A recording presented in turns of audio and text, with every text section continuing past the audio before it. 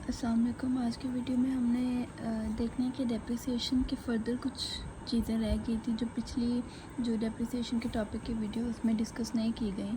तो मैं दोबारा से डेप्रिसिएशन के ऊपर एक वीडियो बना रही हूँ। इसके अंदर हम इसके दो मेथड्स देखेंगे कि हम कैसे डेप्रिसिएशन को कैलकुलेट कर सकते हैं और इसका इफ़ेक्ट कैसे होता है हमारा स्टेटमेंट ऑफ फाइनेंशियल पोजीशन में और statement of profit and loss के अंदर।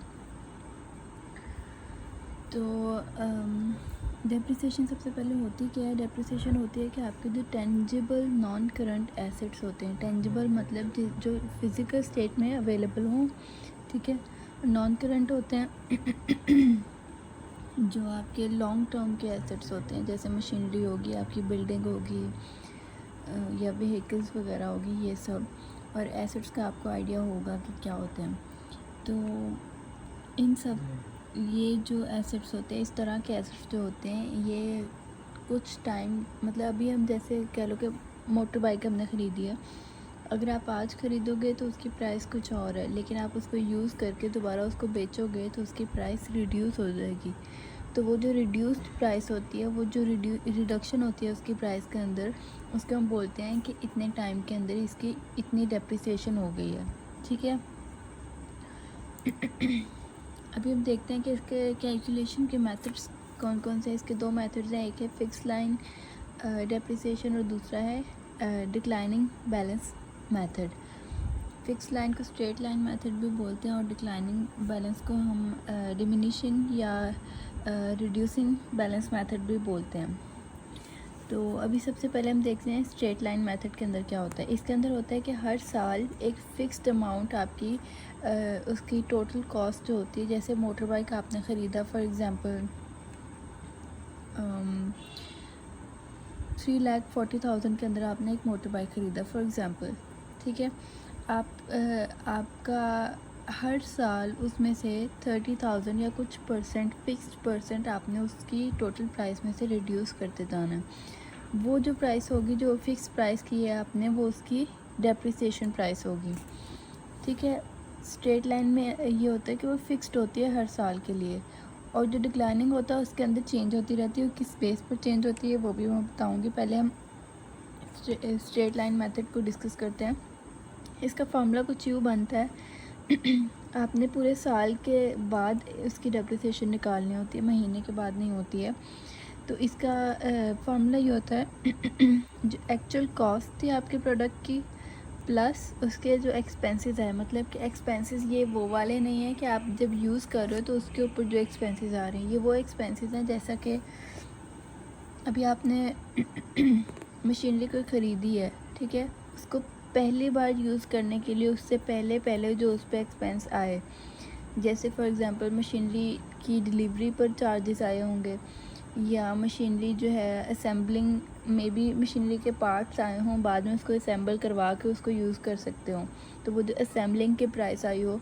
मशीनरी मतलब जो भी आपके एसेट है ना, उसको यूज़फुल फॉर्म में पहली बार यूज़फुल फॉर्म में बनाने के लिए जो भी इस पर एक्सपेंस आए हों, वो सारे एक्सपेंस यहाँ पर आएंगे। हमारे एग्जांपल्स के अंदर एक्सपेंसेस के बारे में ज़्यादा बात नहीं हुई है, जस्ट कॉस्ट दे दी जाती है, तो आप जैसे उसी के साथ काम करते हो। इसमें से माइनस करनी है स्क्रैप वैल्यू।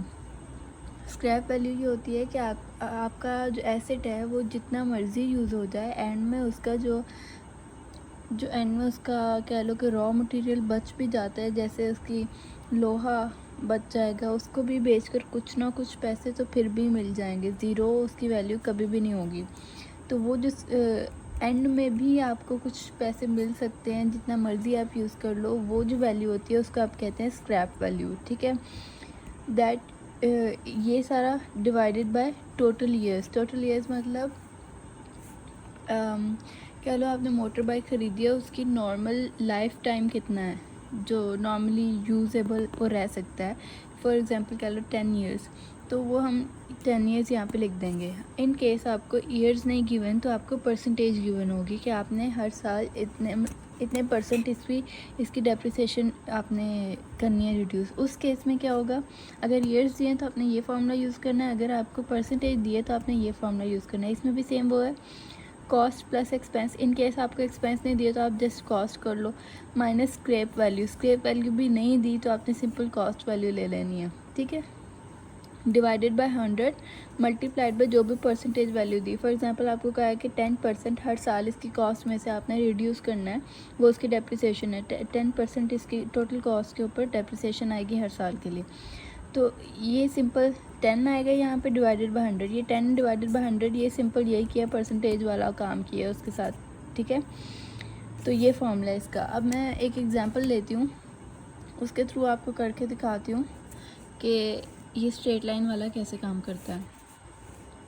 फॉर एग्ज़ाम्पल हमारे पास एक बाइक थी, उसकी कॉस्ट थी इतनी, ठीक है, 2 लाख, और उस पर जो ड्यूटी चार्जेस आए वो ये आए, फिर उसकी कैरेज वैल्यूज़ मतलब उसकी डिलीवरी चार्जेस जो थे वो ये आए, एंड देन उसको इंस्टॉलेशन और असेंबलिंग वगैरह के बाद ये प्राइस आई। और इस सब को मतलब ये तो उसकी एक्चुअल कॉस्ट थी ना, ये सारे उस पर एक्सपेंसेस आए हैं, हमने इन सब को टोटल कर लिया, वो ये वाली वैल्यू आ गई। अब उसमें क्वेश्चन में गिवन है कि आपकी स्क्रैप वैल्यू ये है और डेप्रिसिएशन आपने हर साल ये करनी है, 10% पर ईयर निकालनी है उसकी, ठीक है। तो ओके, तो अब आपको ये कहा गया है कि आपने 4 इयर्स तक की इसकी डेप्रिसिएशन का पूरा वो चार्ट बनाना है कि कितनी डेप्रिसिएशन आएगी और कितनी उसकी रिमेनिंग प्राइस बच जाएगी, ठीक है। तो उसके लिए अब हम सबसे पहले कैलकुलेट करेंगे, इस तरह से लिख लेंगे। फर्स्ट ईयर की आपने टोटल पहले उसकी कॉस्ट लिख ली। अब कॉस्ट के बाद आपने क्या करना है, आपने उसकी डेप्रिसिएशन लिखनी है कितनी आई। अब ये डेप्रिसिएशन हमें गिवन नहीं है, हमने इस फॉर्मूले के थ्रू निकाली है। अब कैसे निकाली है ये, हमें परसेंटेज गिवन थी तो परसेंटेज वाले फॉर्मूले से करते हैं। हमारे पास ये कॉस्ट और एक्सपेंस वगैरह टोटल करके कितनी वैल्यू आई, 34000 माइनस स्क्रैप वैल्यू हमें गिवन थी 40,000, तो ये आ गई 40,000 डिवाइडेड बाय 100 मल्टीप्लाइड बाय कितने परसेंट है, 10। इसको आप करोगे ना तो आपके पास ये आ जाएगी,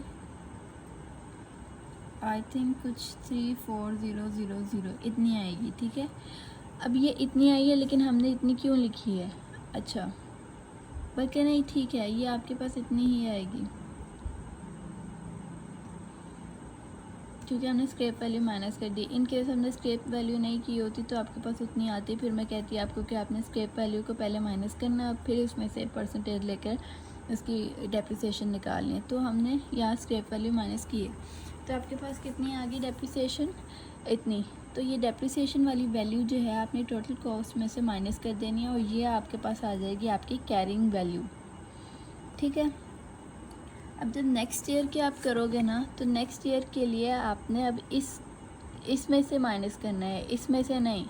अब आपके पास उसकी टोटल कॉस्ट ही इतनी रह गई है, वो तो इनिशियल लेवल पर थी ना, अब 1 साल गुजरने के बाद उसकी कॉस्ट इतनी हो गई है। तो अब दूसरे साल पे जब आए तो ये लिखा, देन आपने उसकी डेप्रिसिएशन लेनी है, सेम वही अमाउंट लेनी है, क्योंकि ये स्ट्रेट लाइन वाली मेथड को यूज़ कर रहे हैं हम, ठीक है। इसमें से हम ये माइनस करेंगे 30,000, तो हमारे पास ये रहेगी सेकेंड ईयर के एंड में। थर्ड ईयर के जब स्टार्ट हुआ तो हमने अब इस वाली अमाउंट को कंसिडर करना है, ठीक है। अब इस वाली अमाउंट में से आपने डेप्रिसिएशन अगेन वही अमाउंट आपने इसमें से माइनस करनी है, तो आपकी ये रह जाएगी उसकी बाइक की वैल्यू।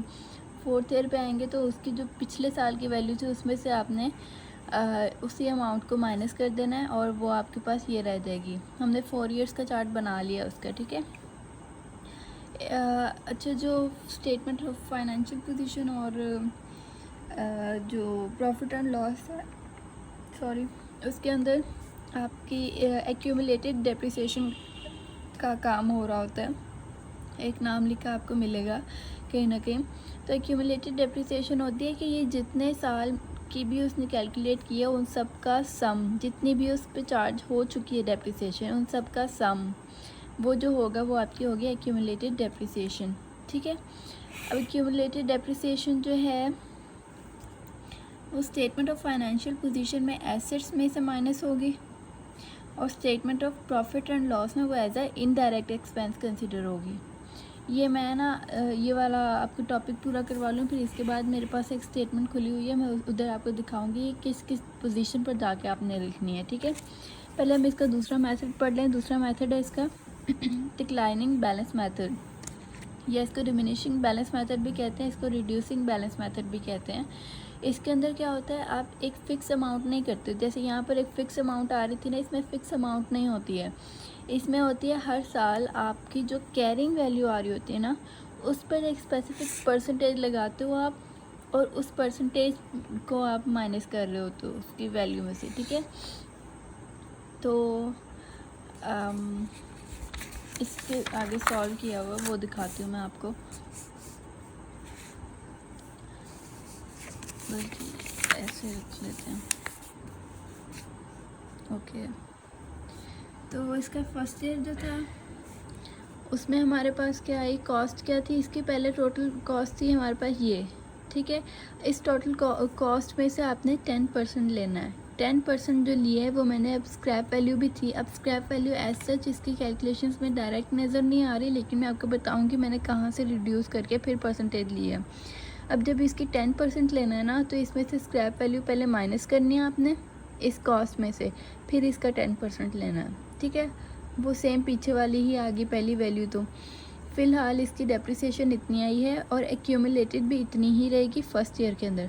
देन उसकी कैरिंग वैल्यू आई, कैरिंग वैल्यू मतलब डेप्रिसिएशन माइनस टोटल कॉस्ट, ठीक है, इतनी आ गई। जब नेक्स्ट ईयर पे गए तो पहले आपने कैरिंग वैल्यू लिख लेनी है।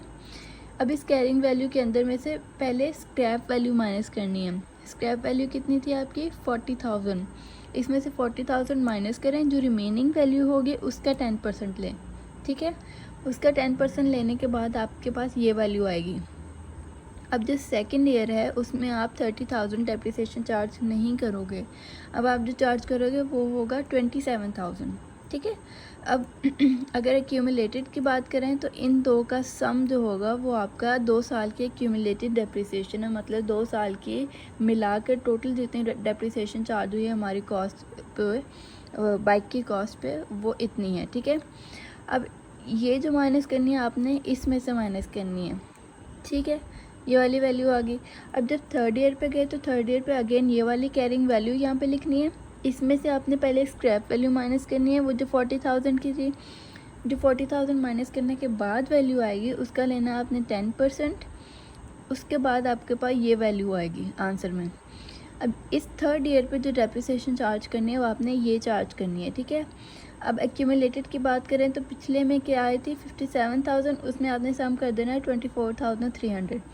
अब 3 साल की एक्यूमुलेटेड डेप्रिसिएशन आपके पास इतनी आई है, और कैरिंग वैल्यू आई होगी आपके पास 24,300 को इसमें से माइनस कर देना है, मतलब इसमें से माइनस करना है, ठीक है। तो आपके पास ये वैल्यू आ गई। अब जो फोर्थ ईयर की करनी है अगेन आपने ये कैरिंग वैल्यू उठानी है यहाँ पर, इसमें से आपने स्क्रैप वैल्यू माइनस करनी है 40,000, फिर इसकी 10% लेना है, जो आपके पास रिमेनिंग वैल्यू आएगी वो ये होगी। इसको आपने इस वाली वैल्यू से माइनस करना है, और ये आपकी फोर्थ ईयर की कॉस्ट आ जाएगी, कैरिंग वैल्यू आ जाएगी, ठीक है। और एक्यूमुलेटेड के अंदर आपने फिर से ये सम कर देना। आप अब इसका सम लो या ये वाला इसके लास्ट वैल्यू लो, दोनों इक्वल होंगे, वो सम सेम ही चीज़ है उसकी, ठीक है। तो ये मेथड था आपका डिक्लाइनिंग वाला।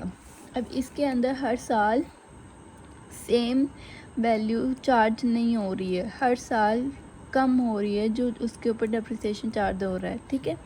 तो ये 2 मेथड्स थे इसके डेप्रिसिएशन के। अब मैं आपको दिखाती हूँ कि स्टेटमेंट ऑफ फाइनेंशियल पोजीशन और statement of profit and loss में कैसे कहाँ पर जाके ये लिखने हैं। ये है आपके पास statement of profit and loss. इसमें अगर आप देखो तो आपकी जो एक्यूमुलेटेड डेप्रिसिएशन जो आ रही है, अगर आप देखो आपके पास ग्रॉस प्रॉफिट ये रहा, ग्रॉस प्रॉफिट के पास सारे इनडायरेक्ट एक्सपेंसेस हैं आपके, ठीक है। और डेप्रिसिएशन यहाँ जाकर आ रही है, डेप्रिसिएशन भी एक इनडायरेक्ट एक्सपेंस है। अब जितने भी आपके पास नॉन करंट एसेट्स होते हैं आप उनका एक सेपरेट लेजर बना रहे होते हो, तो डेप्रिसिएशन भी आप उनकी सेपरेट लिख रहे होते हो, ठीक है। तो ऑफिस इक्विपमेंट्स के ऊपर जितनी हर डेप्रिसिएशन आई है टोटल अभी तक एक्यूमुलेटेड वो इतनी है, और व्हीकल्स पर इतनी आई है, ठीक है। और ये सारे इनडायरेक्ट एक्सपेंसेस को आप सम करते होते हो एंड सम करने के बाद आपके पास सम करने के बाद आपके पास एक वैल्यू आ रही होती है, वो आपके सारे टोटल एक्सपेंस होते हैं। फिर आप क्या करते हो, ग्रॉस प्रॉफिट में से उन एक्सपेंसेस को माइनस करके अपना नेट प्रॉफिट निकालते हो। तो इस जगह पर आके स्टेटमेंट ऑफ फाइनेंशियल पोजीशन के अंदर आपकी एक्यूमुलेटेड डेप्रिसिएशन काम करती है, ठीक है। और अगर आप देखो कि स्टेटमेंट ऑफ फाइनेंशियल पोजीशन में कहाँ पर चाहिए आपको डेप्रिसिएशन, तो वो यहाँ पर आएगी, इसमें होनी चाहिए, कहाँ पर है,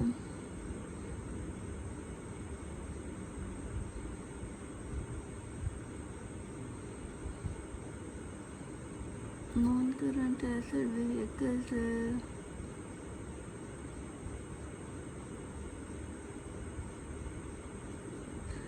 ओके।